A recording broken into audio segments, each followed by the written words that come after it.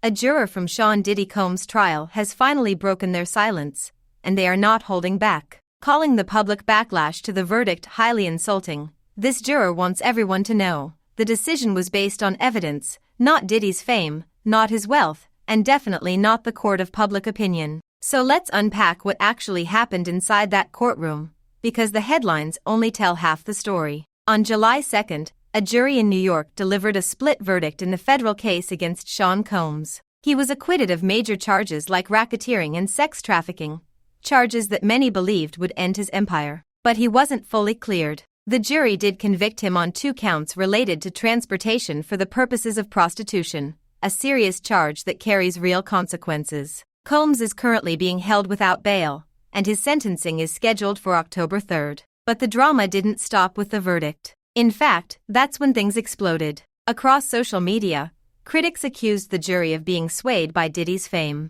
Memes started circulating, conspiracy theories ran wild, and some even claimed that justice was bought. But now, one of the jurors has come forward, and they're furious. In an exclusive interview, the jurors slammed the narrative that they were biased. They called it deeply insulting to imply that a room full of citizens sworn to uphold justice would ignore evidence just because the defendant was famous. They said, "We listened to the facts. We followed the law. We deliberated for hours. Our job wasn't to make a political statement. It was to make a legal one." And here's the twist, legal experts are backing them up. Many analysts say the prosecution overreached. They tried to paint Combs as a criminal mastermind, a so-called hip-hop mob boss. But that's a hard narrative to prove in court without a rock-solid trail of evidence. According to former prosecutors, the racketeering charge was ambitious, but not airtight. And without direct ties between Combs and the worst alleged crimes, jurors were stuck relying on inference and circumstantial testimony. One legal analyst told Business Insider,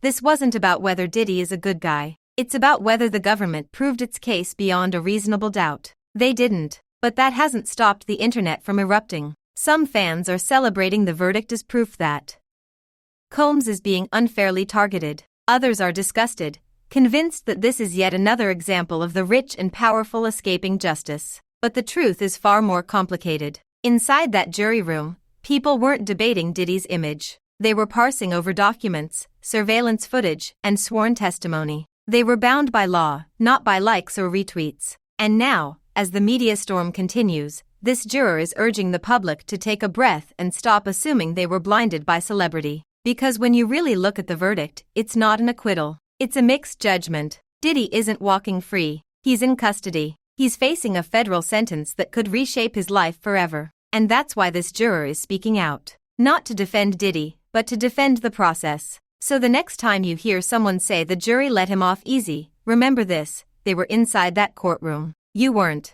Now, here's where I want to hear from you. Do you think the jury got it right? Or do you believe Diddy's celebrity status tipped the scales? Drop your thoughts in the comments below, let's talk about it. And if you want more updates on this case and the biggest stories in celebrity news, make sure you hit that like button and subscribe right now. This is far from over, and I'll be keeping you in the loop every step of the way.